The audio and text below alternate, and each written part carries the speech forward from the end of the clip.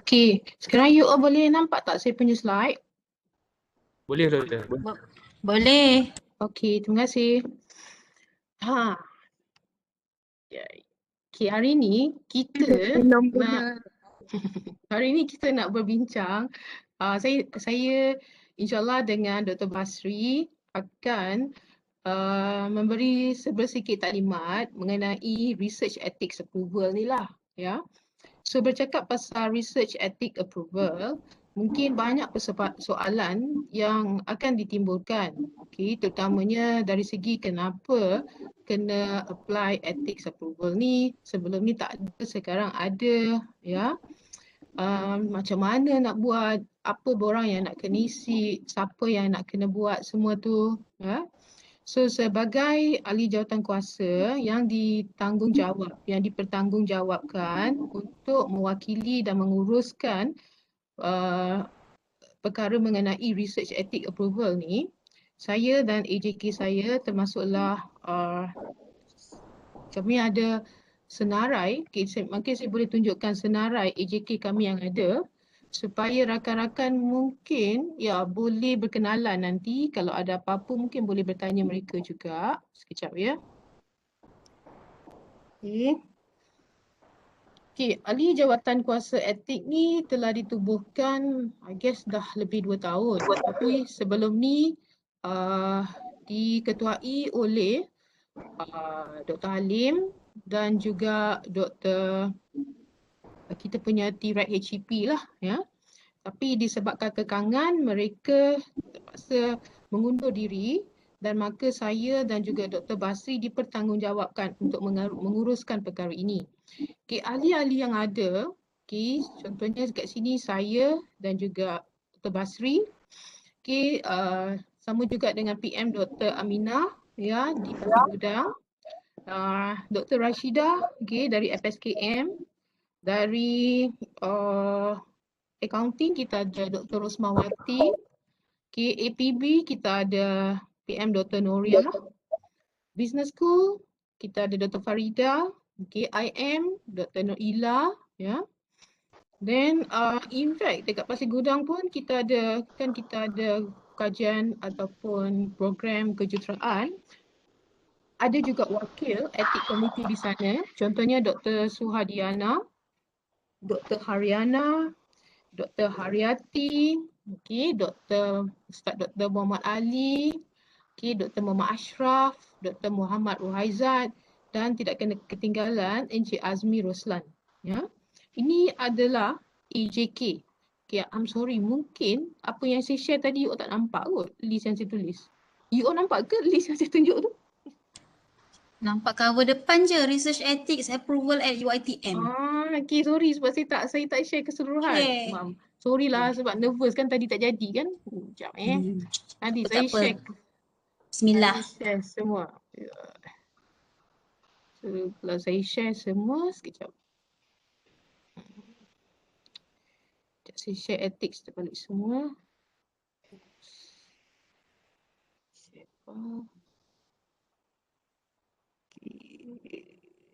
Tak apalah, saya balik semula pada ni. Okay. Okay, let's talk about research ethics approval. Just now I already introduced you, our committee here that represent UiTM Segamat Johor. Bear in mind not only UiTM Johor that we have to adhere all those requirements from the ethics committee from Shah Alam, but it is applicable to all, okay, all faculties as well as all cawangan lah, okay, termasuklah cawangan Johor. So the question here is, why do we need to take into account, why we need to bother about this research ethics approval? All the while, we just simply do research, we submit our findings, and we can simply publish. But then now it makes our life more difficult. So the question is how to go about, yeah? So talk about ethics. Okay, perhaps I can use this diagram to explain to you in more simple way of what is research and ethics is all about. Okay, the words ethics talk about the right, the wrong way to conduct. Yeah? And in this case, specifically, we are referring to research conduct. So as a researcher, we are responsible to what we are doing. So as a researcher, we conduct study, we conduct research. Example, before we can collect data, perhaps we determine what the things that we want to study, what drive us for certain research or maybe for certain topics. But we can't go on without the evidence. So our evidence is the data. So data that we collect can either come from, mungkin social science researcher, we largely depends on human beings, but we don't get the data directly from them. I mean, we're talking about sample from their tissue, or maybe a biological sample, okay, from human beings. That is normally happen dalam clinical research. Take example, programs like medics or maybe pharmacies, or perhaps you have like dentistries. They have been applying this or they have been adopting this for quite some time, differ from us. Okay, for social science researcher, only lately they make it mandatory for us, okay, to declare, to uh, confirm that what we are doing has been approved by the ethics body, example here in UITM. Okay, takes for instance here, when we talk about ethics and research, it covers various angles, okay, various areas. This includes how we treat our respondents. Like I discussed with you just now, our respondent can be from the human beings, okay? Or perhaps some of us, those who study dalam maybe science and technology, maybe pure science, they will use animals, okay? So all these things need to be taken into account. We need to handle it nicely, we need to handle it accordingly, so that in the end, at the end of the day, we can be considered as researcher yang bertanggungjawab lah. And in fact, kalau kita cakap pasal the word ethics ni, is not a new terms to us. Okay, indeed, in other subject pun, contoh kalau kita cakap pasal finance ke, accounting ke, management ke, dalam at least ada satu topik pasal ethics. Okay, bercakap pasal apa yang boleh buat, apa yang tak boleh buat. Tapi most of the time, we talk about it dalam konteks teori. Okay, but now in research, they want us to practice. They want us to prove. They want us to show that we are doing the right way. And we need to go through the process of declaring, okay, that our works here have gone through some approval from the ethics body. So this is what we are going to talk about. Okay, we're going to look into this and we're going to apply it. Yeah. So regardless whether you as a researcher, you conduct study ke, atau maybe some of you, you supervise student. Okay, they conduct research and you are responsible to them. Okay, because they carries your name. Okay, they carry your name and you have to be responsible. Yeah. Okay, tadi bila cakap pasal research, you collect data. Data tu penting as your evidence. Okay. Kalau orang management, orang finance, kita tak guna data-data yang ni. Okay, contoh, this is data yang you guna dalam clinical research. Okay, very straightforward, very significant kita nampak datang daripada human being tu sendiri. Yeah, so each of us, we have the right to say about what, okay, as a human being, okay. So dekat sini, kalau you ambil sampel daripada manusia, contoh darah dia ke, okay, urine dia ke, dia punya sel apa-apa ke, ya, macam mana you menggunakan, okay, macam mana you menggunakan data tersebut, macam mana you menggunakan apa yang telah you ambil. You ambil satu hal, you need to get approval, okay, and then later on, once you have collected the data, how do you go about? Okay, not only how you treat the data currently, but in the future, are you going to reuse it again?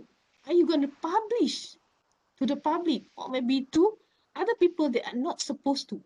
So all this also we need to take into account dalam research ethics. Okay, this is normally happen dalam social science. Okay, I guess you are familiar Okay, you are familiar with this kind of question. Okay, contoh kalau lecturer management ke, kalau lecturer marketing ke, atau mungkin lecturer HR ke, ya. Bila dia conduct, kita panggil survey, okay, dia tanya soalan demographic. Example of demographic question, you have like, you ask them maybe their income, okay, and perhaps at the same time, you also requires them to respond to question that we consider as sensitive.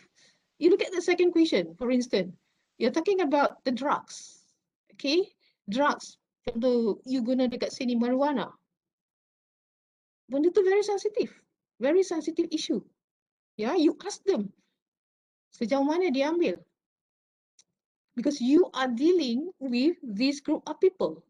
You want to know the frequency, or maybe you want to know how do they take these particular things and so forth. So you need to conduct study, you need to ask them question. Although you don't take the data directly from their tissue ataupun body ke, daripada biological sample ke, but then when you ask them question, when they reply, when they give you feedback, that feedbacks become your data. And that data can be classified either is sensitive or not. Okay, when we talk about sensitive data, that means that data can harm them in the future, perhaps. Okay, because maybe that data can create this comfort, okay, to them, perhaps maybe if you disclose it to the public. So in that sense, as a researcher, to what extent do you play your roles? Okay, to what extent have you play your role as a researcher to protect the right of these people? Ada example you tengok, ada soalan macam ni lah. Contoh, do you have any history of mental illness? These are example of sensitive question. Okay, not only that, not necessarily we're talking about sensitive question, even ordinary question. Contoh macam Dr. Rosvina, Dr. Farida study pasal e-wallet kan. Dia bagi you link, you jawab. Okay. Mungkin soalan dia panjang sangat, menyusahkan you. Tu satu masalah juga. Sebenarnya dia tidak bertanggungjawab juga. Ya. Yeah? Alright, next. These are other examples of how you treat the data. Are you familiar with these two phases? You kenal yang dalam screen tu?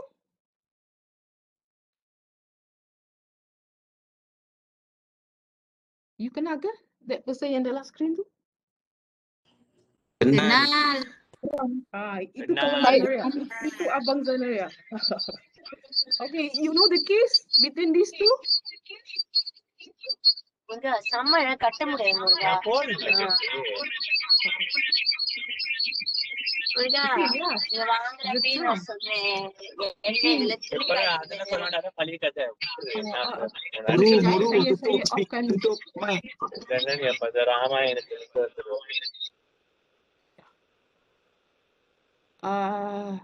Okay, ini cara macam mana pula you treat the data?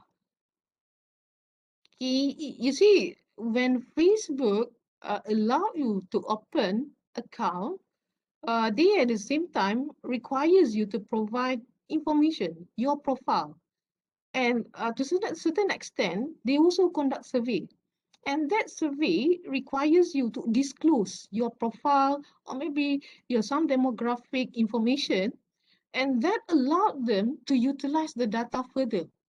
And they, unfortunately, that data are not supposed to be disclosed or shared with other parties. But what happened, according to the case, it seems that they share this data to other organizations. Like, I think you are familiar with this name, this company. Okay, nama dia apa? Cambridge Analytica. Okay, so they utilize this data dalam campaign Trump masa tu. Okay, so unfortunately, this kind of methods that they use, although are signing to Facebook as a user tu, information you provide tu, you rasa you dengan rela hati memberi informasi kan. Tapi you bagi informasi sebab you nak buka account. It's not that data to be utilized or to use for other purposes. And in fact, you then pass to other organization. and they manipulate the data, they use the data for other purposes. That becomes very unethical way of doing research, okay, of treating the data. So this one example of issues dalam ethics juga lah dalam research. And not forgotten, as a researcher, your research will not end until you analyze the data or maybe you present it in your report. Most of the time, most of us, we will publish our works, okay, dalam journal. And again, most of us, we try to look for journal that impactful, journal that maybe carry weights, yeah. And basically, this journal with the publisher yang very stringent, they will ask for all these kind of things, okay, including the ethical aspect in terms of how you get the data, how you treat the data, whether you get approval, and so forth. So you need to be responsible of this, okay, without having maybe apa tu, action yang awal. Mungkin bila you nak publish nanti, you mungkin akan hadapi masalah bila ditanya benda-benda pasal data yang you dapat sebelum ni. Okay, right, next. Okay, maybe you wonder, to what extent have UITM implemented this or enforced this, okay, to get ethical approval among the researcher? So from the figure that we have here, kita nampak dari tahun contoh 2018 compare dengan tahun 2020. Okay, the numbers increased tremendously. Okay, one of the reason, obviously, because of what? Because of the policy. They make it compulsory. Let's take simple example. Previously, maybe previous semester, it is not a compulsory for undergraduate students who are doing their final year project paper to go through this ethics approval process, but starting this semester, they make it a must. Okay, not to say about, kalau kita cakap pasal our postgraduate student, lagi lah. Okay, so that is why also, if you look at the numbers here, it is increasing. And maybe you wonder, contribution daripada fakulti mana? Okay, saya tak ada figure untuk cawangan, tapi fakulti. Okay, let us look at this slide. Okay, kalau you tengok, ini untuk SNT. Okay, untuk tahun lepas, okay, fakulti yang paling tinggi yang apply for this ethics approval, okay, you tengok 232 tu daripada sains kesihatan. Logically lah, these faculty, they involve a lot in clinical research and they involve a lot with human beings punya test. Yeah, so that's one of the reason, if you look at the numbers, significantly differ from others. Yeah, and apart from that, you ada juga contoh dekat sini, sains sukan. Surprisingly, sains sukan pun ramai yang apply, ramai yang telah melalui this process. And obviously, kita assume fakulti macam medik dan juga dentistry, memang dia kena apply lah juga kan. Okay, bear in mind, this ethics approval ni not only applicable to UITM alone. Okay, in fact, it is a must to other universities, not only in Malaysia, but also in other countries. It is not a very specific agenda of UITM, but it is a universal agenda. Okay? Okay, mungkin saya boleh tanya kawan-kawan saya kat sini, especially yang buat PhD dulu. Okay, contoh macam yesterday I had a webinar workshop with MBA student. It is a requirement for them to carry out this. Okay, I asked Dr. Zamri. Dr. Zamri was around. Dr. Zamri graduated from UTM. Dia buat bahagian supply chain juga, ya, lebih kepada logistik. Saya tanya dia, ada tak dia go through this ethic process? Dia kata tak ada pun. Ya, you tahu UTM adalah research university. Kita ni mungkinlah kategori terlain sikit lah kan. Ya. Okey, siapa ada kat sini? Doktor apa ada kat sini? Nanti saya check. Okay, ada siapa-siapa yang melalui research proses ni, research approval process masa dekat universiti dulu? Any of you? Dr. Farida is not around. Dia kata dia ada buat dulu. Ada tak yang pernah buat?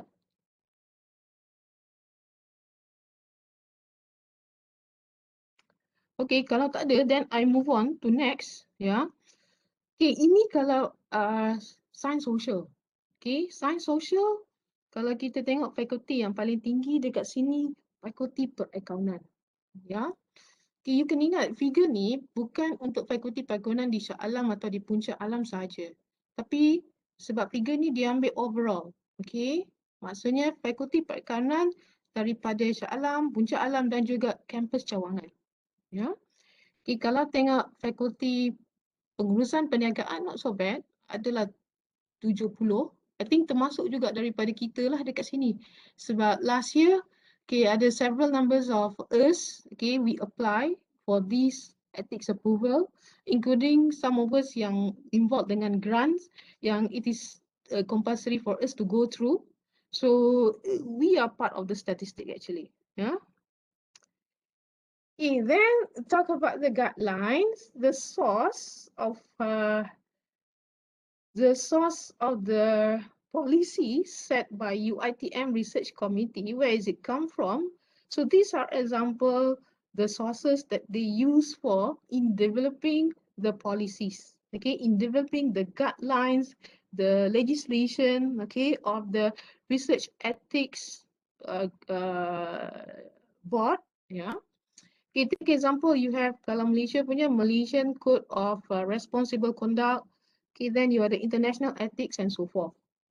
Okay, if you were to ask me, have I gone through all this? Not really. I just click and I just glance a few pages. Okay, it seems that it's very detailed and it takes some time for me to go through. Yeah. But if I were given the chance to go through, yes, I love to do so. So mungkin lah, okay. Mungkin untuk kita yang nak apply ethics ni tak semestinya kita kena baca ni semualah. Okay, yang penting kita dapat some idea yang sebagai researcher kita kena follow certain procedure. Okay, next. So our main idea of today's webinar is to talk about this. Alah, kau ada kunci lagi sekali. Sekejap saya offkan dia. Kunci I tertinggal. Okay dah. Alright.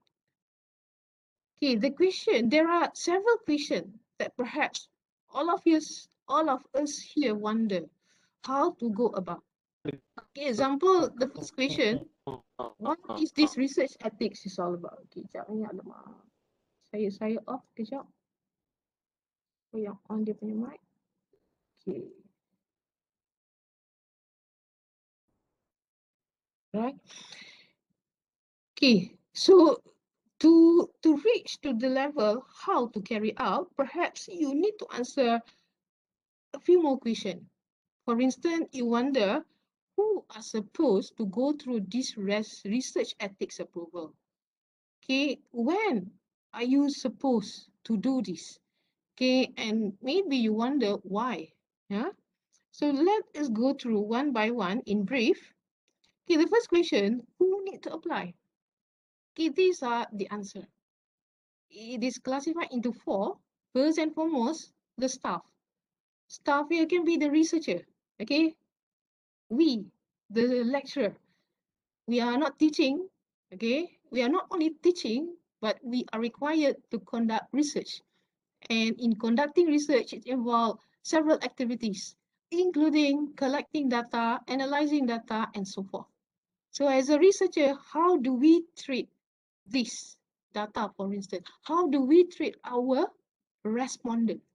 Okay, so since you're dealing with research and you deal with sensitive issue perhaps, and you deal with some amount of data that is sensitive that need to be taken into account, so you are among those people who need to respond to this research ethics approval. Apart from that, we also have our postgraduate student. Okay, most of our postgraduate students, especially our PhD student, including our MSc student, they are doing thesis. Okay, again, we are talking about data collection. How they collect the data, how they utilize the data, all these need to be done accordingly. And they are also part of the agenda. Okay, they are also the researcher. So they have to be responsible, although they are under the supervision of a lecturer, but then again, they are the one who maneuver their research. They are responsible too. And recently, I told you, starting this semester, it is a requirement for our undergraduate student. Okay, let me be more precise here for undergraduate student. Okay, but before that, for postgraduate untuk Johor, kita ada program EMBA. Okay, macam saya cakap semalam, saya dah bagi briefing pada mereka dan mereka kena isi kurang yang sepatutnya lah. Okay, hari Sabtu hari tu, saya juga ada buat bengkel untuk this group, undergraduate student. Okay, undergraduate student ni yang kebanyakannya adalah pelajar-pelajar di bawah fakulti pengurusan dan perniagaan. Okay, if you ask me the numbers, I already discussed with the coordinator, okay, Cik Ferry, Wan Ain, Wan Yusrizawati, okay, about this. And in fact, I did discuss with the TREC PGIA on how to go about with our undergraduate student because the numbers is very huge. We have about 300 students that are now doing their internship. Okay, how are we going to handle each of the proposal? How are we going to go through their assessment of proposal too? Okay, apparently what we have decided for our undergraduate student, okay, generally they are classified into two modes, okay, two categories. One, those who take MGT 666. This is the recent code. Okay, whereby the dia punya FYP dia tak panggil lah FYP tapi dia punya report tu lebih pada very brief report, okay, studying about the organisation. Since this MGT 666 ni, dia punya study very surface and does not really involve huge data.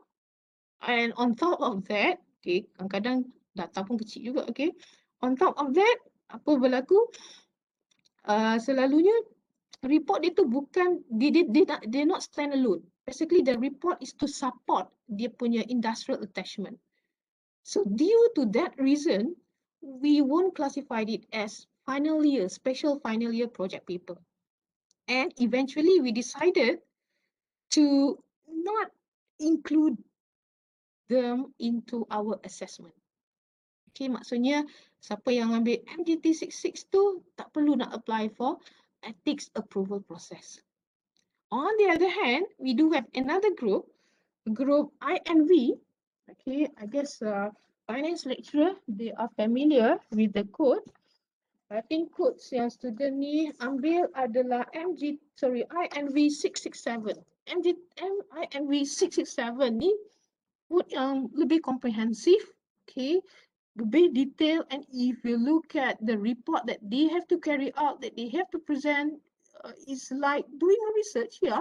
You have 5 chapters that they need to include in the report and very comprehensive.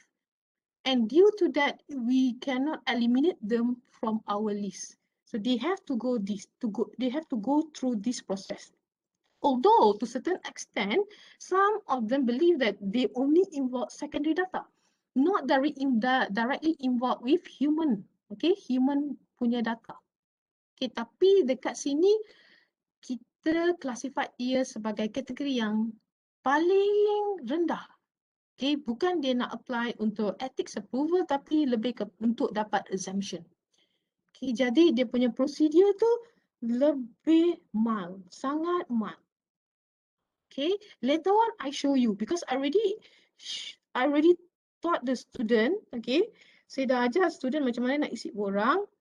sama juga dengan student MBA.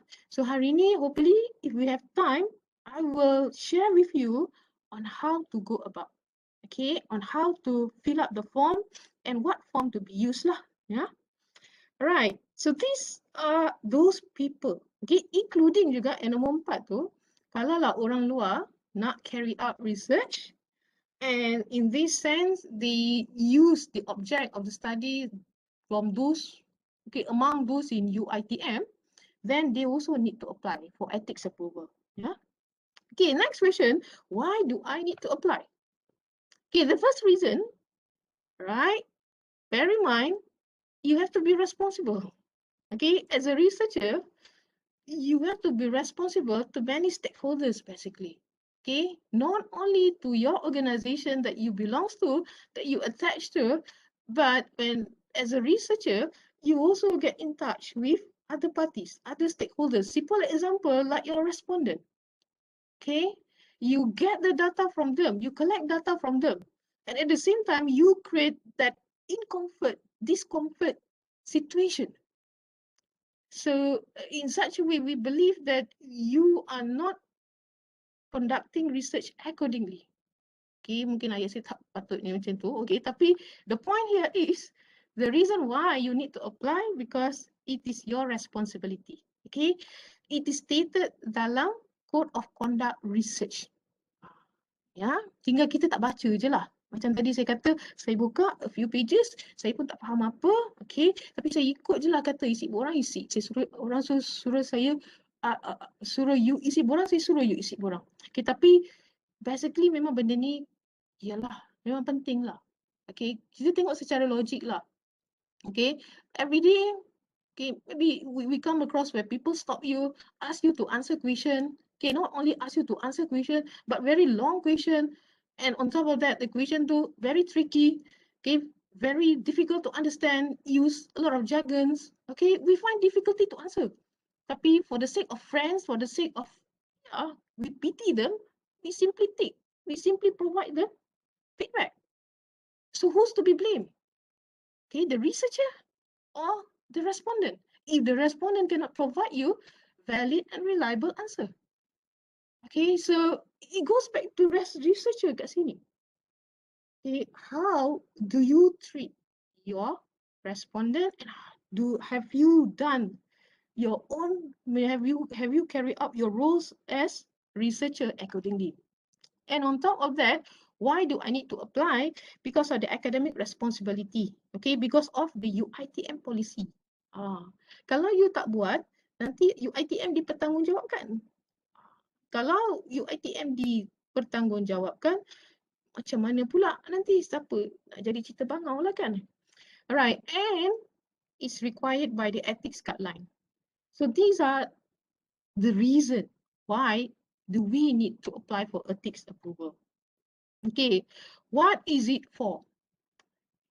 Okay, of course, whatever things that we are required to do, there must be some reason behind it. Okay, technically, and the most important thing, because of to protect the rights and the well-being. Okay, rights and the well-being of who? Again, it goes back to your research participant. Kesian mereka. Ya, contohnya kalau you study kanak-kanak, kesian mereka. Mereka ikut je cakap you. I was in a research firm before, okay. We conducted quite a number of study among these children. Okay, tapi we have to get approval from the parents. Yeah, that's another question. Nanti kalau you study, kalau you punya object of your respondent tu among those who cannot answer by themselves but need to get consent from other parties, then you have to go for another process. Maybe you have to add on another form instead of you fill up another. Contoh you ada 3 form yang you kena isi, disebabkan responden you tu bawah 18 tahun contohnya, you kena guna prosedur lain. Yeah. And remember, okay, it is not to menyusahkan kita. Memang to certain extent dia menyusahkan kita, tapi sebenarnya untuk kebaikan researcher. Okay, so as a researcher, you have to disclose you have to go through this process, and once you get approvals, all the responsibility will go to the organization. Okay, so maksudnya you telah jalankan tugas you sebagai researcher. You telah declare these are the things that you going to do. These are the methods that you going to employ in your research. Yeah, but then who approve you? This research committee. So anything happen to you, maybe during data collection ke, maybe during the publication ke, that involve research ethics issue, you can refer to your organization, UITM, because they are the one who prove your research. They are the one who allow you to carry that research. And on top of that, what is it for? Because university, UITM, kita bukan berdiri dengan sendiri, kita di bawah KPT contohnya, dan KPT ada dia punya polisi yang tersendiri dan kita kena ikutlah. Ya. Okay, next, when do I apply? Okay, when can I apply this? Okay, normally you apply for research ethics approval before you collect the data. Okay, yesterday one of my colleagues asked me, okay, about this. She said that she needs to get this approval before she can apply for grant.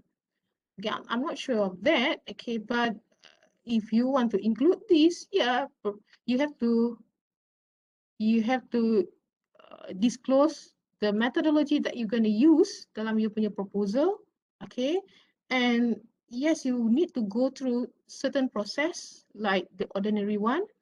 And once you get approval, then only mungkin you ada evidence mengatakan, okay, saya punya research yang saya nak buat ni, saya dah melalui ethics committee UITM dan dia dah approve, okay?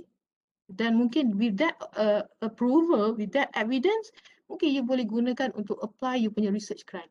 Okay, I'm not that sure of how she will go about, but basically, kalau kita tengok kat sini, when do I apply? Okay, of course you apply this before you collect the data, because most of the time, ethical issue tu datang dari segi dalam konteks data collection tu sendiri. Ya. And untuk our student pula, students should apply after they defend their research proposal. Maybe some of the program, they don't have any research proposal session. Okay, but assuming kat sini is between the student and the supervisor. Yeah. Okay, then our main concern here is how do we apply? Okay, how are we going to carry out this? Okay, what form that you should use? Okay, you boleh pergi dekat link ni. Okay, dekat link ni nanti you boleh dapat form yang sepatutnya. Tak apa, pada masa yang sama, okay, Muruga kata dia tak boleh dengar. You all boleh dengar ke? Sorry Muruga. Yang lain boleh dengar ke? Kalau saya boleh, Doktor. The rest macam mana? Saya pun Boleh. Boleh Muruga, I think you punya speaker lah kot masalah. Sorry Muruga. Okay, you boleh klik dekat link ni nanti. Dr. Basri, you boleh share the link, nanti dia all boleh explore. At the same time nanti you boleh download, nanti kita akan buat bersama-sama. Okay? Okay, sebab nak apply ni you kena isi borang. Okay, yang malas ni nak isi borang. Saya dah pernah apply dia semester lepas. Memang kerja dia menyusahkan kerja saya. Tapi bila you dah faham, kerja you akan jadi mudah sikit lah. Ya. Okay, but not to worry. Ya. Okay, then you wonder, if I want to apply, if you were to apply this research ethics approval, does it work the same for all? I mean, for all research? Yeah. Generally, it is classified into 3. Previously, we only have 2. The first one is full board and the second one is minimal board. Recently, starting this semester, we have the last category, we call it as exempted. This is where our INV student, INV, apa nama tadi? Ini saya dah lupa kod dia. Okay, IMV 667 tu, dia guna pakai this punya proses. Okay, categories of reviews. Okay, maksudnya kat sini, research dia dekat sini sebenarnya tak perlu nak melalui permohonan, tak perlu melalui approval untuk etik sebab kita anggap dia punya kategori risk tu memang tidak memudaratkan, okay, kepada mana-mana pihak. Okay, tapi kita ada kategori research di mana dia boleh memudaratkan kepada especially you punya respondent tu, okay, pada tahap yang sangat tinggi. Okay, maksudnya dekat sini the first one tadi kita panggil full board. Okay, whereby dia punya minimal risk tu lebih besar dia punya risk tu lebih besar daripada minimal risk. Okay, what's the difference between these two? Okay, basically for minimal risk ni, dia melibatkan data yang you ambil mungkin melalui survey ke, okay, dan data tersebut not that sensitive. Although you can identify the individual, you can easily identify you punya respondent to individually, okay, but then in terms of the question that you ask to, not that sensitive, okay. We do have research where it involves survey, for instance, and it requires you to ask questions that very sensitive that may harm the respondent, okay, in the future. May harm dekat sini mungkin soalan yang mungkin akan, contoh kalau you conduct research on corruption, okay, because nowadays this topic is very critical, you can't just let go that way. We can't say that you cannot conduct research just because of this is very sensitive issue. Okay, but then again, you need to figure out, okay, you need to do something. You need to carry out research. So in this sense, the procedure of going through, of conducting this type of research that involve very sensitive issue will falls under full board. Okay. In terms of the process of application, there is slight difference between full and minimal board. Okay, macam mana dia differ? Okay, macam mana dia differ? Kalau dalam minimal board, you hanya hantar borang kepada kami pass kepada Shah Alam, and then dia masuk meeting. If nothing happen, I mean, if everything is in order, then they will approve. Okay, but full board ni pula, you send application, lepas tu we pass to Shah Alam, you have to attend for an interview. Okay, things get worse if it involve other agency. Okay, example just now I told you topics on corruption. Maybe you have to disclose this to certain agency. Okay, you have to go through the process of applying not only ethics approval from UITM, but also other agency that related. Mungkin you kena refer pada SRM. Okay, SRM ke? SRM. SPRM. SPRM. Okay, kalau medical pula, clinical research, you kena bukan saja komiti dekat UITM, tapi you kena apply dengan medical board. Alright. One of our friends dekat sini, Farehan.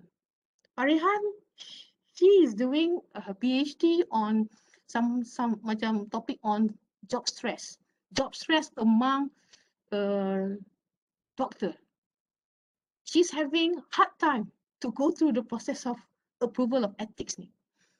You tanya dia lah, kalau you nak dapat pengalaman kan, you nak tahu pengalaman dia macam mana, kesian dia. Dia punya proses tu memang very stringent. Okay, you not only get approvals but dia buat dekat USM.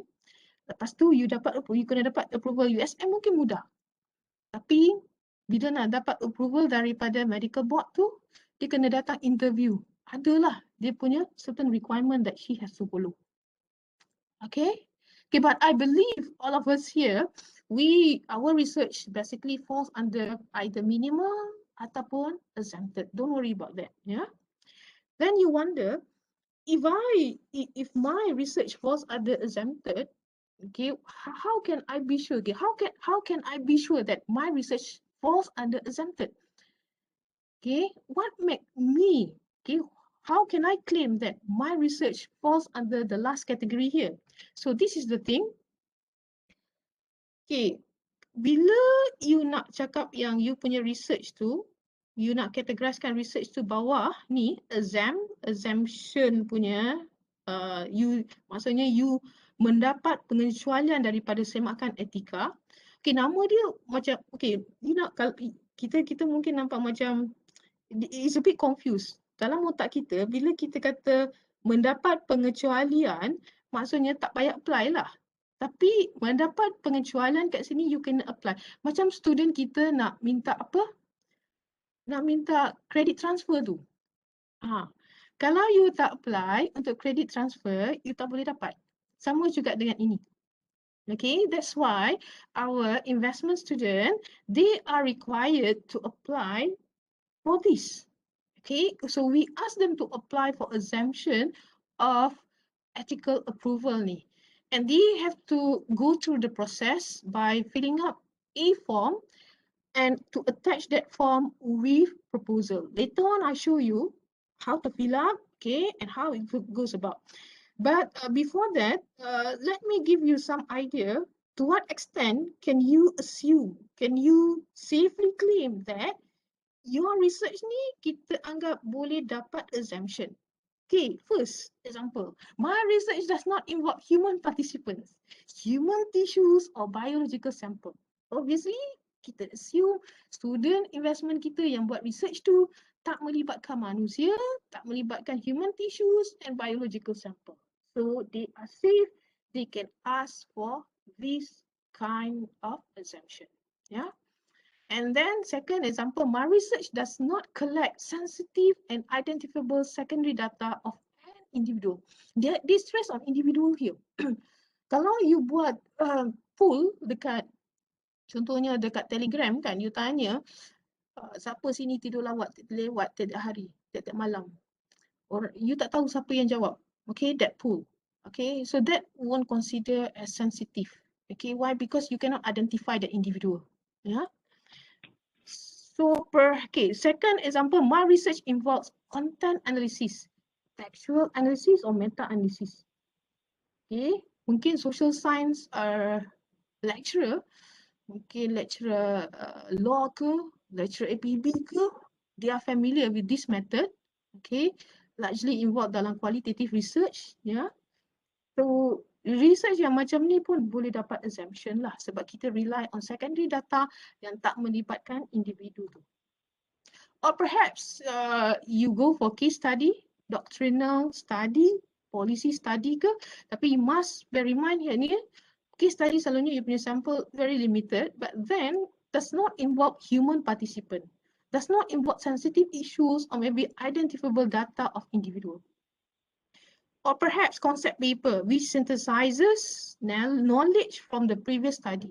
Okay, most of us carry out this kind of study.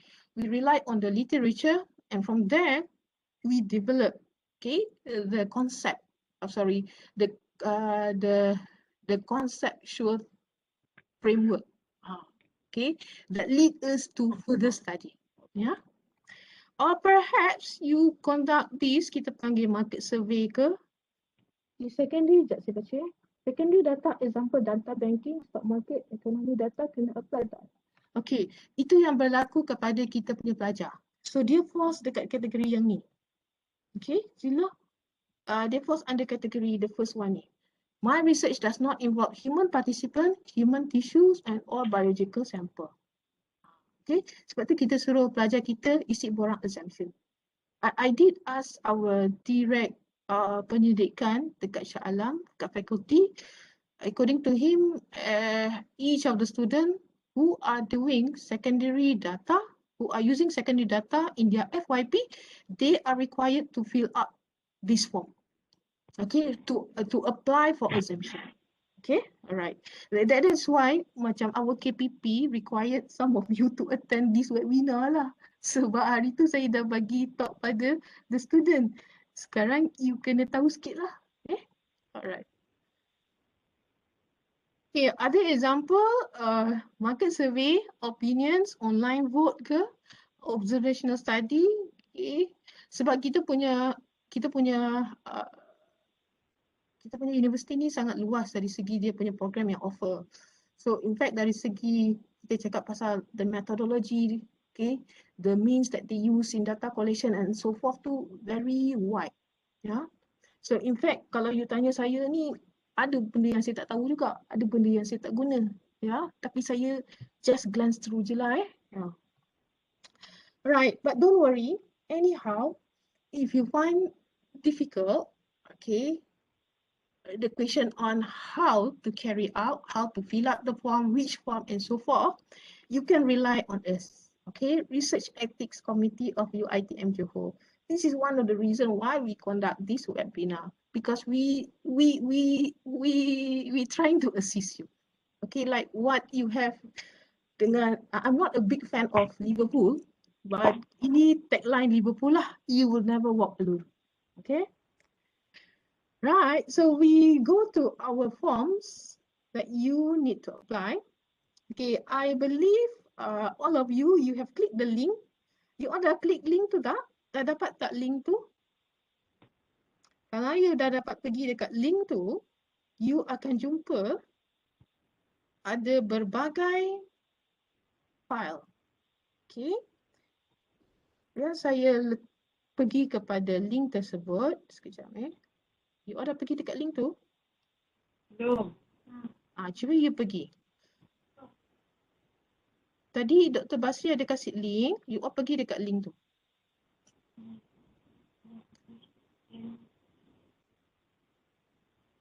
Okay.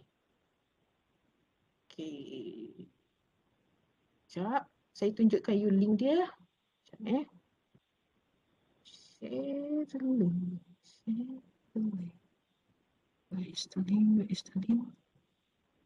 Okay, ini adalah link kepada file yang you boleh download. Okay, memang banyak file. Okay, tapi let's make life simple by focusing on files yang kita nak guna sahaja. Okay, kat sini ada banyak. Don't worry, we'll guide you. So, nak guna file yang mana? Kalau you terlibat dengan exemption, okay, I believe those are investment lecturer yang akan assist the student, dia akan guna pakai file ni. Ni nama file dia. Okay, so you download file ni, Reg 11. You don't have to download lah sebab your student already downloaded. Okay, and I think they already get familiar with the form. All you need to do is just to give support to them and make sure that they do your job well, because they need to submit their proposal on time so that they can meet the deadline. So let me go back to my slide. Sekejap Slide saya ni.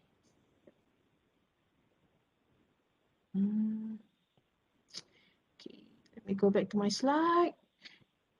Okay, sekarang ni bila you nak apply, tadi saya kata kita ada 3 kategori of risk kan? Okay. Kita eliminate the first one yang very troublesome tu, yang very susah tu. Kita fokus pada 2 ni je. Ya. So, kalau student investment tu yang menggunakan secondary data, data dia tu bukan melibatkan manusia, tapi ada keperluan untuk memastikan yang ianya ialah bebas daripada ethics approval ni, you akan guna file ataupun borang yang dinamakan sebagai REC 11. Then you wonder, kenapa REC, kenapa REC, kenapa guna perkataan REC? For your information, REC means R stand for research, E stand for ethics, C for committee. So if you look at their website, even the punya website address tu pun dia guna REC. And all the forms tu started with REC. Yeah. So your student investment INV 667, make sure that they are using the right form. So form apa dia guna? REC 11. Dan apart from this form, dia kena attach the proposal. We don't expect a very lengthy kind of proposal. Okay, maybe dalam 5-8 muka surat, okay, proposal tu sudah menjadi lah. Mungkin the most go for 10 muka surat ke. Okay, yang penting the point is there. Okay, and we already set the target for our degree student for investment 667. They are supposed to submit to us the form REC 11 and proposal by 15th of April. Okay, this is what we have agreed, okay, between the Research Ethics Committee and the coordinator as well as the student. Okay, hoping that they can meet the deadline lah. Yeah. Okay, and those who involved with survey, for instance, that will fall under minimal risk. Yeah, so minimal risk requires you to involve with more forms. Kalau dalam exemption kat sini satu form saja, minimal risk requires you to fill up 3 forms plus another one, dia punya checklist reg 5. Okay, so nama minimal risk punya form reg 2, reg 3, reg 4, reg 5. Okay, but I guess most of you yang daripada investment, you are more interested yang this one lah. Saya akan terangkan yang ni dulu nanti. Okay, okay, any question on this? Are you doing okay? Any question that you want to ask me? Tak ada, okay. Okay, then you wonder, how does the process look like? Okay, this is what been promised by the Research Ethics Committee. Not only us, but also Shah Alam lah, okay. So dia kata these are the process. Maybe if you look at the flowchart ni, a bit messy. So let me draw something here. How does it work? Okay, basically, you have here, firstly, is a researcher. Okay, researcher. So researcher ni, oops, daripada researcher, orang tu akan bawa kepada REC UITM Johor. REC UITM Johor then tak boleh approve tau. Dia akan bawa kepada REC UITM Shah Alam. Okay, right. So these are the 3 main parties involved in the process. The input come from the researcher. Okay, it can either from your student or perhaps you as a researcher, and the form need to be submitted to REC UITM Johor. Dekat sini bawah unit PJIA. Saya dan Dr. Basri dan ahli-ahli akan menguruskannya. Ya, tapi benda tu semua akan di-email kepada Puan Syahnas ke unit PJIA. Ya. Apa berlaku? You wonder, okay? You wonder in terms of the time taken. This one up to you. Okay? We leave it to you when you want to submit. But since we are constrained in terms of, it takes some time to get the approval. So for our undergraduate student, like I told you just now, we give them until 15th of April to submit. That's the deadline. That's the deadline that they need to meet. They need to make sure that they submit on time lah. Yeah. So dekat sini, kalau tadi dia kena keluarkan REC 11. Ini untuk exemption plus with proposal. Okay, how long it takes? Up to you. Contoh kita set dekat sini 15 hari bulan 4. Okay. Then, REC Johor pula, kalau ikut the practice, the standard of practice for the committee to manage this document, it gives us only 2 weeks saja. Okay, tapi memang nampak lama juga. 2 weeks, tapi for us it's very troublesome juga. But because what happened? When you submit to PGIA, we need to distribute to the assessor. Yeah. So who are those assessor? Those committee yang tadi saya bagi list tu. Mereka akan membantu. Bukan berakhir sampai situ saja. Dia kena masuk mesyuarat Jawatan Kuasa Penyelidikan Negeri. Dan Jawatan Kuasa Penyelidikan Negeri itu bermesyuarat 4 tahun sekali saja. Okay. So macam mana nak dapat pastikan dalam masa 2 minggu? Okay, itu kita terpaksa minta rayuan. Okay, buat rayuan. Okay, sebab tu kalau maklumat dihantar dalam application dihantar dalam berkumpulan, kita boleh dapat suara yang lebih besar untuk mesyuarat diadakan dengan lebih cepat dan akhirnya ianya akan dihantar ke sini. Yang dekat sini pula, dia kasih minimum dia adalah 3 minggu. 3 weeks. Okay.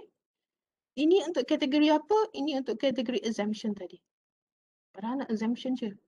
Yeah, you must bear in mind as well, at this level, this is not the stage where your application will be approved. No, approval come from here, Sha'alam. What we are doing at this stage is just to assist them. Okay, we can provide some recommendation. Normally, who's going to sign the proposal here? You have our sama director ataupun direct PGIA. Bukan saya ataupun komiti saya. Okay. Dan direct PGIA pun dia tak boleh cakap kat situ dia approve. Apa dia buat? Dia tulis kat situ saya sokong untuk permohonan ini diluluskan. Sokongan sampai kat mana? Kena buat dekat sini. Okay. Kalau you masuk yang maximum risk pula tu, kat sini ada tambah lagi 2 minggu. Mungkin 3 minggu lagi. Sebab nak kena ada interview. Okay. So this is how it works in terms of the process. Right. Any question on the process, the flow?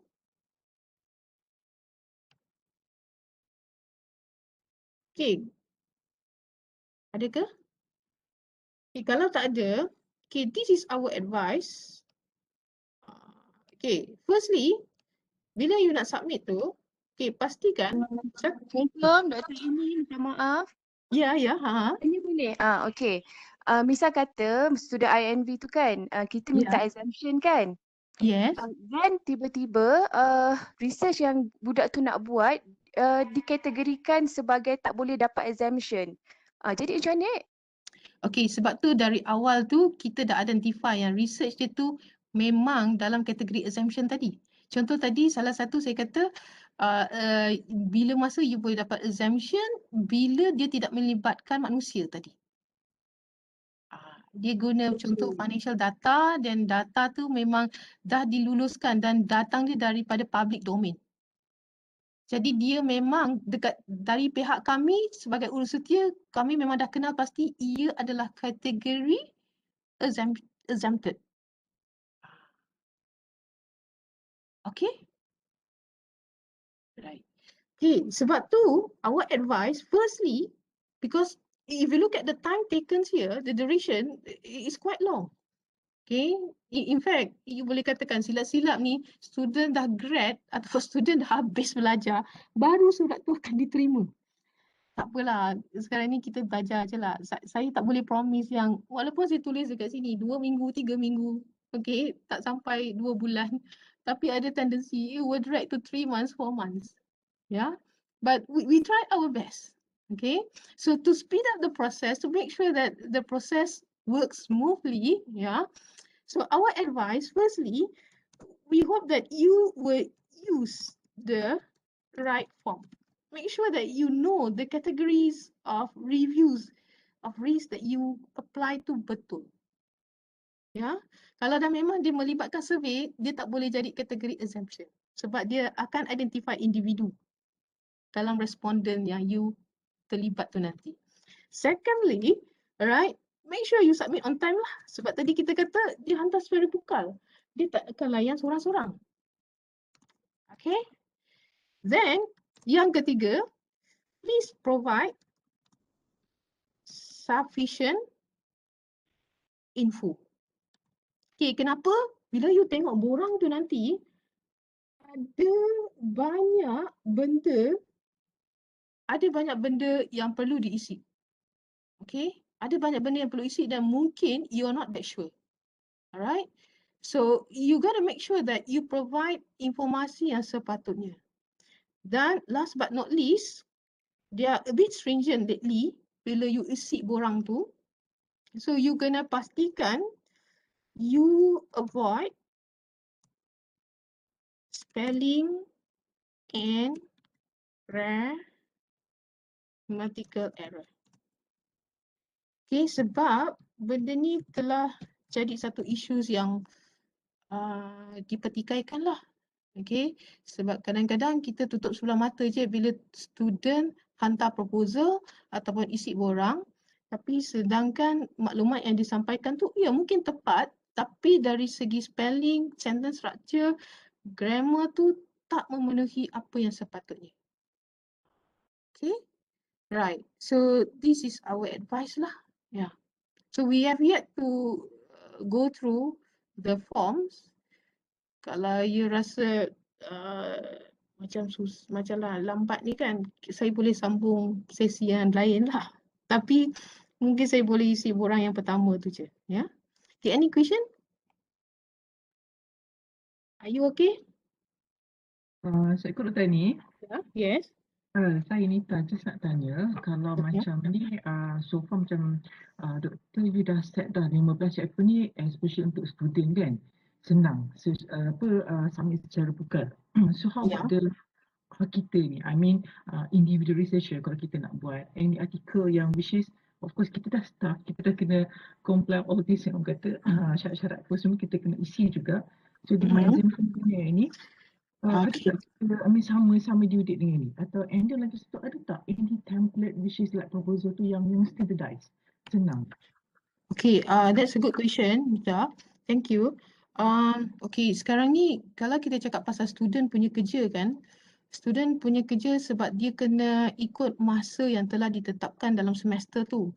Kalau kita tengok tadi project paper, final year project paper pelajar investment tu, dia ada kurang dari 4 bulan. Sebab tu kami terpaksa force the student to work fast. Tapi in your case, as individual researcher, basically you are free to submit to us anytime you like. It's just that mungkin kalau you submit pada masa yang di mana application tak banyak, ada kemungkinan nak masuk meeting tu susah. I think on behalf of PGIA, I think it is our job to advise you when will be the suitable time for you to submit so that your paper tu tak akan simpan lama lah. Is that okay? Okay. I think mungkin kot after this doktor boleh bagi like macam orang kata one year punya kerja kan, due date yang mana cantik supaya at least orang kata yelah kita nak buat paper ni, nak buat artikel pun sometimes need time. Jadi bila ada satu guideline, okay ini time nak hantar application, at least kita dah boleh work orang kata in that punya orang kata schedule. Ya, betul. You are right. Okay. Sepatutnya memang PGIA kena sediakan schedule lah. Okay. Contoh, this is our target untuk nak masuk meeting ni, ini tarikh dia. So you akan hantar pada tarikh yang bersepadan lah. Ya. InsyaAllah saya akan bawa ni pada PGIA dan saya akan minta mereka untuk keluarkan surat yang sepatutnya, memo maklumat yang sepatutnya. Thank you. Ya. Right. Anything else?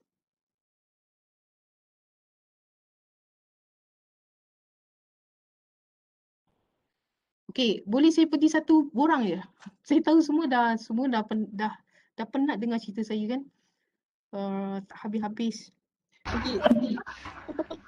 Boleh doktor, boleh. Nak tengok juga cara-cara isi borang. Okay, ini especially untuk INV Sekejap. You tunggu sekejap, saya buka borang tu. Tapi untuk nak motivate you lah kan. Macam mana surat kelulusan tu. Boleh nampak macam mana. Sekejap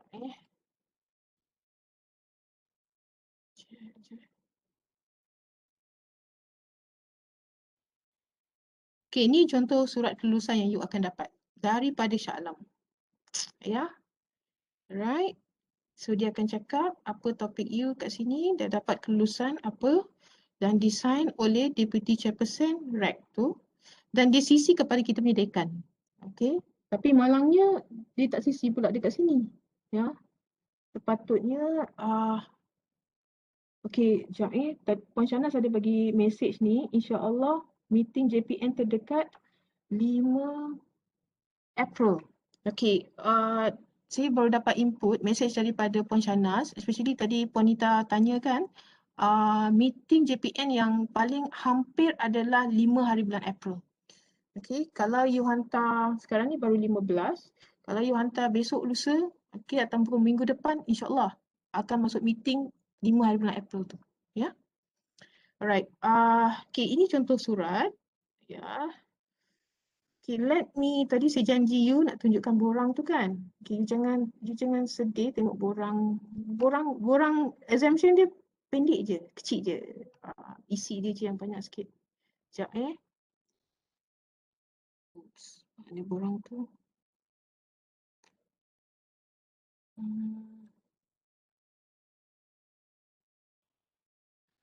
Rex 11. Okay.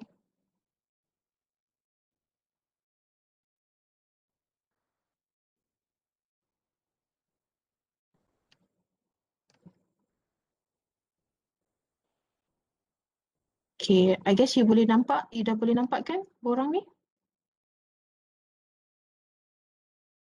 You all boleh nampak? Okay, setiap borang tu, dia ada label dia. So contoh, dekat hujung sebelah kanan, ditulis kat situ REC 11. Tadi ingat saya cakap REC, Research Ethics Committee. Ini 11 ni untuk apa? Application for exemption from ethical review. Okay, maksudnya kita assume kat sini dia ni memang patutnya lepas. Tak ada masalah. Just nak confirmkan yang dia tak patut masuk dalam ethical review je. Ya. So apa maklumat yang pelajar you kena isi ataupun maybe you yourself as a researcher who involved with secondary data, doesn't involve directly with human. Okay.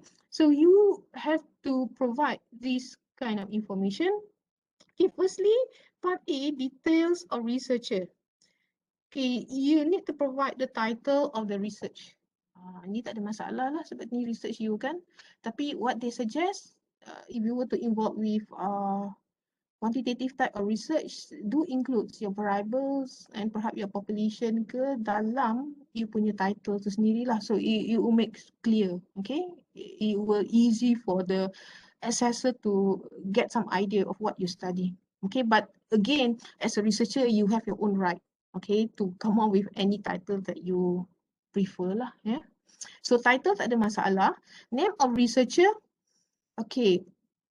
Kalau dekat sini, name of researcher, kalau student IMV tu, dia kena letak nama dia lah, name of researcher, yeah. And then dia punya nama supervisor. Okay, so kalau you supervise student IMV tu, nama you ada kat sini lah. Okay. So anything nanti it goes back to you. Okay, saya dah bincang dengan Puan Yus. Okay, untuk IMV punya paper. So macam mana? Ada tak patut you punya application ni semua as a supervisor you submit directly to BPJIA ataupun melalui coordinator. Kalau you submit directly to BPJIA maksudnya coordinator susah nak monitor. Ya. So perhaps the next alternative will be you submit to the coordinator first and from there coordinator will pass to Puan Shanas. Okay, will email to Puan Shanas. They have to email it in PDF form. Okay, PDF format. Alright. So kalau you tak terlibat dengan, okay, then second question apart from the name of the researcher, the name of the supervisor, okay, dia tanya address of department, hospital semua. Ini tak perlu tahu. Ini sebenarnya untuk clinical research sebenarnya. Ya. Tapi kalau you nak juga letak, okay, Dr. Basri, can I get some confirmation? Do they need to put the name of the university, the institution here? Or can they simply ignore this part? Dr. Basri, are you there? Dr. Basri ni mana? Okey, Dr. Basri tak ada. Okey, tak apa. Kalau kat sini sebenarnya dia tanya hospital. Doktor kenapa saya pergi tandas ni. Okay, ni kalau ini address department hospital ni tak payah isi lah kan. Ini untuk clinical research kan. Betul. Okay, ya. Okay, please you all kalau student you tanya, sebab hari tu memang kita jawab tak perlu. Saja saya nak tahu Dr. Basri gimana punya di toilet. Okay. Okay, then next, nombor telefon dengan email ni bukan you Ini adalah untuk pelajar. Okay. Right. Dekat sini ada kotak ni. Dulu saya pun very naive. I don't know the function of this box. So what I did, I highlight here and then I letak, I underline dia. Tapi sebenarnya kotak ni aktif tau. You double click kat sini. Contohlah budak sederhana, dia akan keluar. This pop-up window will come out. So what you need to do is you have to check. Kalau student you tanya lah, I dah ajar dia. Tapi kalau dia buat cara lain, you please remind them. Okay. So kotak ni kena isi macam ni. Bukan garis, bukan boldkan ke apa. Ya. Okay, this is the first part. The second part will be, the first part is the information about the researcher. Second part, the information about the research detail. Maklumat penyelidik. Okay. So this include your executive summary. Under that executive summary, the student have to justify lah dia punya research. Justification here is a reflection. I mean, basically is the problem statement. Because in your problem statement, you talk about why you conduct the study. Okay, you justify the reason. Okay, so this need to be presented dalam this section. You don't need to come up with a very lengthy explanation on this. Perhaps 1 or 2 paragraphs would be enough. As long as you able to highlight the reason behind it, why this study need to be carried out. And apart from that, any research or everything you do, you have the objective, okay? And that objective also should be simple. Simple in such a way, dia dalam point form. Contoh kalau you ada 2 objektif, objektif pertama apa? Objektif kedua apa? Tak perlu tulis dalam bentuk esei. Okay, saya ada point dekat sini. Dr. Tahira tanya, next date 5th April, then macam tak sempat. Possibility untuk kena reject kalau melibatkan grant. Next April. Okay, next April tak sempat ni. Kalau you hantar pada REC, contohlah sekarang ni 15 hari bulan Tahira. Kalau you hantar 23, 24, I think masih sempat lagi untuk kami hantar untuk assessment. Okay, sekejap. Sebab takut saya punya mic ni problem. That's why I have to check with you. Okay. Dr. Akmaini, katakanlah we do have some grant. Grant tu dah lulus. Okay. Okay, yes. Memang, okay, melibatkan human participants lah. Everything is melibatkan human participants. Cumanya, kita pun tak boleh nak pergi kepada nak apply apa-apa sebab benda tu. You buat survey Tahira, sorry? You buat survey I buat experimental studies. Okay. Semua lah. Ya banyak lah. Okay. Nak banyak. So agak leceh sikit bila tengok rek ni. So bila jadi macam tu, so one thing ialah kita tak dapat surat tawaran, duit tak masuk lagi. But once dapat, kerja kena jalan. Ya, betul. The moment that surat tu datang aja, we need to go and see people. I can understand you. I can feel it. Because I experience the same with my grant. So bila jadi macam ni, I tengok dengan, I rasa pening kepala nak cuti tau. Sekarang ni nak balik dah tak nak dengar you cakap ni sebab banyak sangat kata maknanya kena settle ni. Sebab sekarang ni saya record dan ada 80 orang tengah dengar saya nak cakap ni. Sorry. Sepatutnya kita patutnya mengamalkan etika, tapi disebabkan masalah masa ni kan, apa berlaku, kita mungkin masa nak collect data tu tak beretika sikit lah, jadi tu saya kata, anda kata since these are the things that gonna happen, right? So possibility kalau katakan we try to convince the grant provider, contohnya kita melibatkan kerajaan negeri.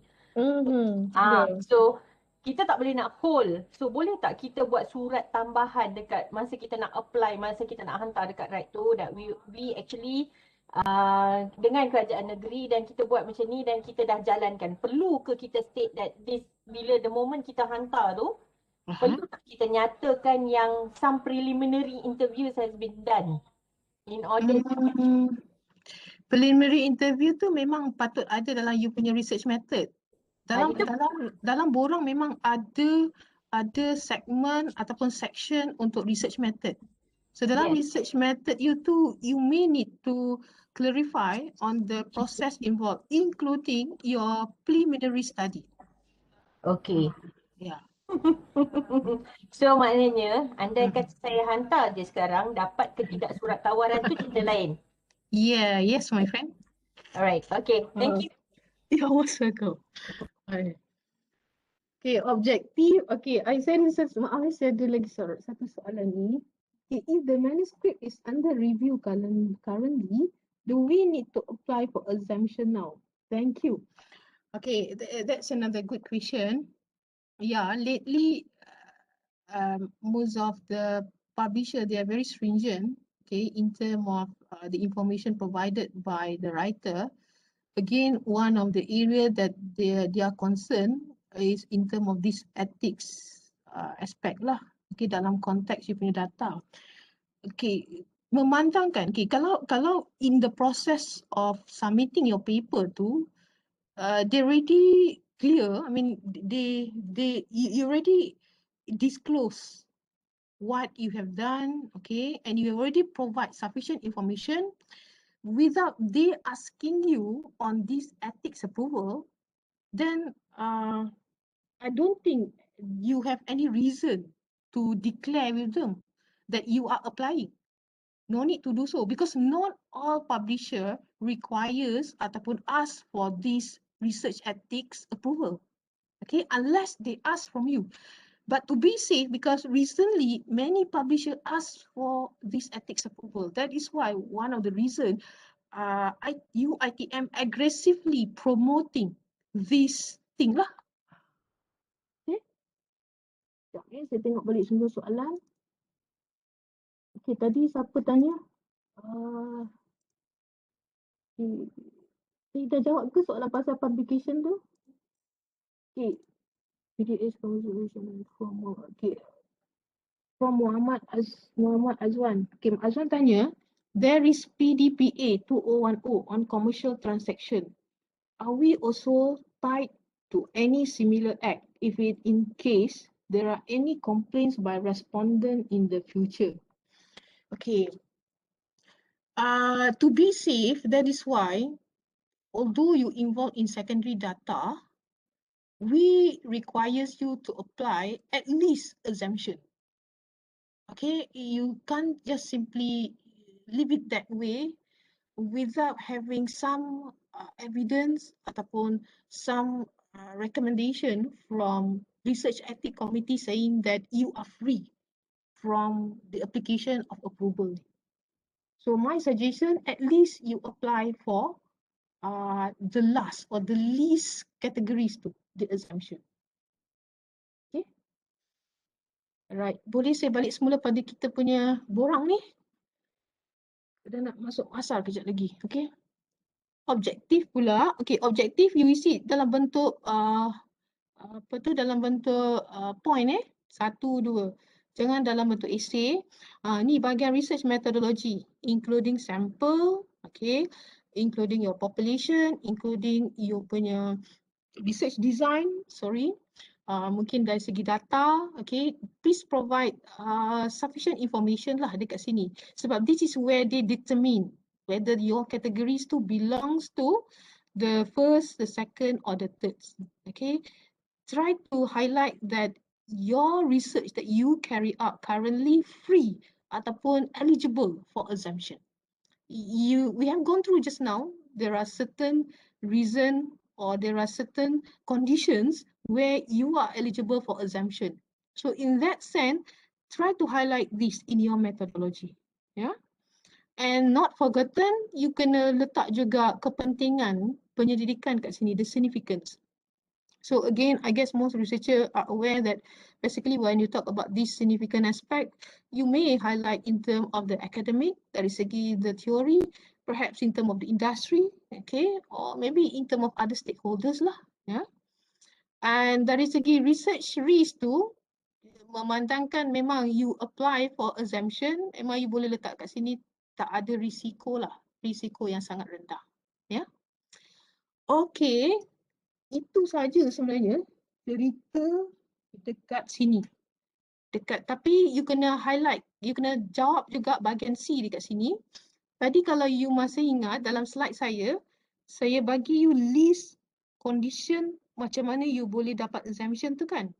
Contoh, I have advised our investment student, they supposed to pick these two categories. Okay, so maksudnya dia double click kat sini, dia ambil kategori ni. The research does not involve human participants, human tissues, and or biological samples. And the other one is, okay, contoh, the research does not collect sensitive and identifiable secondary data of an individual. Okay, the rest tu tak perlulah. I don't think our student involved with this. Unless memang dia involved, maybe you may need to refer to us. Perhaps we can give some suggestion. Okay, as far as I'm concerned, at the moment, mostly for our student, especially for investment, they are eligible for exemption due to these conditions, these two conditions. Okay. Alright, then next, ada tak benda-benda sensitif? Cakap memang tak ada lah. Okay, lagi banyak you letak kat sini, lagi banyak dia nak nanti. Okay, yang ni kena ikut. Tadi researcher you punya student kan, tapi dia tak tulis penyelidik utama tau. Dekat bahagian D ni dia ada kategori penyelidik utama. Untuk undergrad tak boleh letak sebagai penyelidik utama. So what you do for your undergraduate student, example for this code INV 667, so what would be, who will be nominated? Okay, nama siapa nak letak kat sini? Tinggalkan blank saja. Unless it involve postgraduate student. Postgraduate student, they are eligible, okay, to play the roles as penyelidik utama, but not undergraduate student. So just leave it blank for the first kotak dekat sini. Yeah. The second kotak is the supervisor. This is where your name will come into the picture. Okay, imagine if this thing blank, that's me, you punya nama yang pertama lah. Tinggi nama you kat sini. Okay, letak nama you, staff ID you, okay, kepakaran you, jabatan, telephone number. Try, okay, make sure that you fill up everything, including the signature. Okay, the signature ni is can either be you sign guna pen ke, kalau you nak guna digital signature pun is valid. Okay, tapi if you can use those original ink tu, that will be good lah. Yeah. Then what happened? You have here the co-researcher, your student, your degree student. As for MBA student, they do their project in groups. So they have, like example, 3 students. So they have to pick one group leader. Okay, they have to pick one leader for the researcher tu. And then dia ada nama dia punya supervisor, then baru ada co-researcher kawan-kawan yang lain. Tapi let me stress dekat sini, untuk investment punya paper tadi, INV 667, dekat sini adalah nama pelajar you. Dekat sini adalah nama you. Okay. Dekat sini biarkan kosong. Okay. Tapi semua kena isi dan semua kena turunkan tanda tangan. Ya. Okay. Walaupun kat sini ada tempat kosong, ini bukan untuk you sign. Ini adalah Dr. Sauna ataupun rektor yang sign. Biarkan dia kosong. Okay. So I guess that's all for this form. Senang je kan form exemption ni. Sikit je. Kalau form yang minimum tu ada 3 tau, banyak. I think I have to stop now lah, I tak boleh go yang second code. Nanti I kena buat yang lain untuk yang second punya ni. Second form, second categories tu. Okay, ada soalan ke?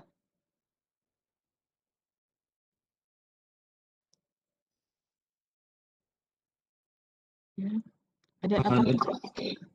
Dr. Aini, Ya, saya. saya tanya, kalau untuk student IMB itu dia kena hantar selingan proposal kan? Betul Ferry, jangan lupa dia kena hantar proposal. Ada maximum pages tak? Maksimum dia tak ada tulis maximum pages. Okay.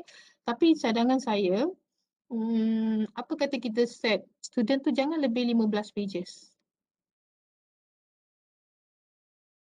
Okey. Yeah. Yang penting isi dia. Okay.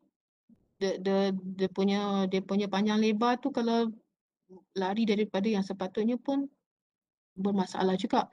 Especially kalau dihantar mungkin sentence structure tak betul, banyak error semua kan. Tu lagi jeopardize dia punya quality of the proposal lah. Okay, ada lagi soalan lain? Kepada siapa yang mengharapkan saya menerangkan untuk untuk kategori kedua tu, I think saya tak boleh lah kot sebab kesian juga you all.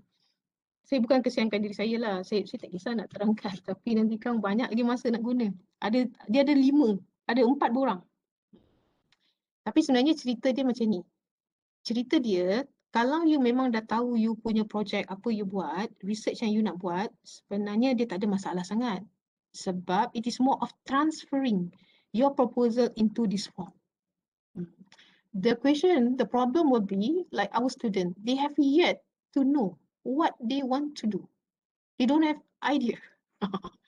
That means they have to start from scratch. They are filing, they fill up the form dengan kosong. Okay, right. Any more question, my friends?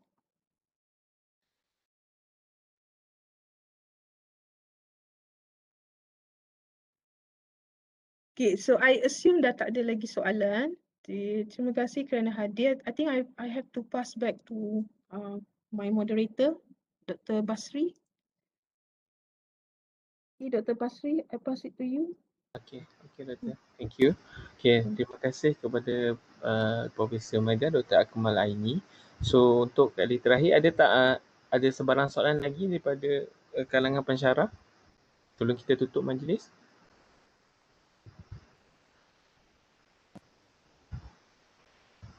So, tak boleh submit. Okay, sekejap.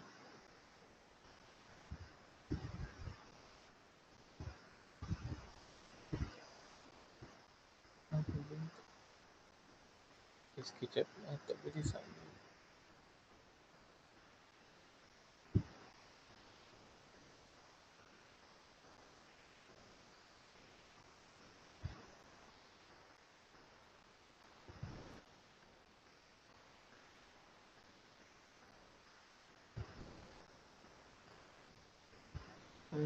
Semua tak boleh submit. Ya, tak boleh submit. Okay. Dia tulis apa situ error dia yang tak boleh submit tu?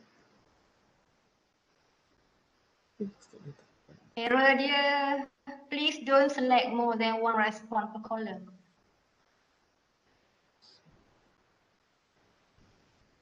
Okay, sekejap.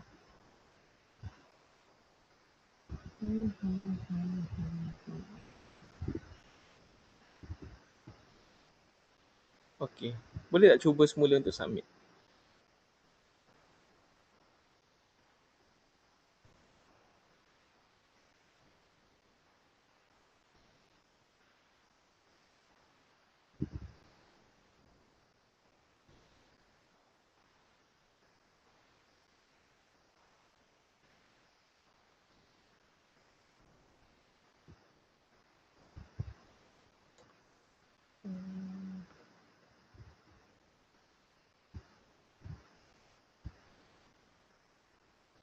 Masih tak boleh.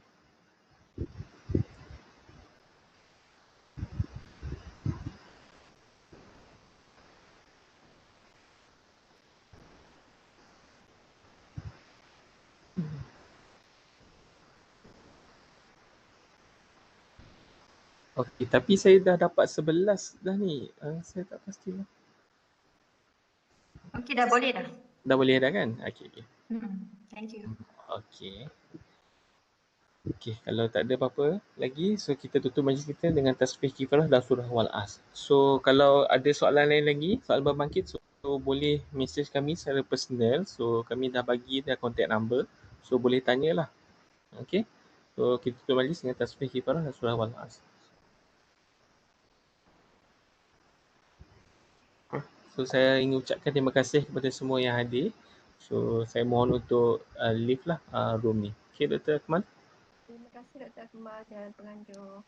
Baik, terima kasih semua. Ya, Terima kasih semua. terima kasih.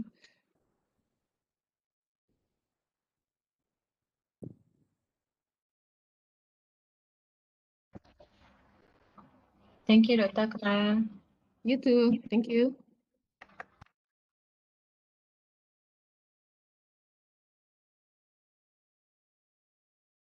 Thank you, Dr. Akmal. Very well Yes. presented. Thank you. Oh, Very my calm, thank you. very calm, and we understood whatever that we need to understand. Paksa ini kali ketiga yang present tau. You nak tahu daripada hari Sabtu. Thank you, thank you. Yeah, you too. Thank you, my friend. Thank you Dr. Akmal. You too. Ada recording ke ni untuk share? Boleh tak? Ada tapi dia kena lalui ethics dulu. Oh ya ke?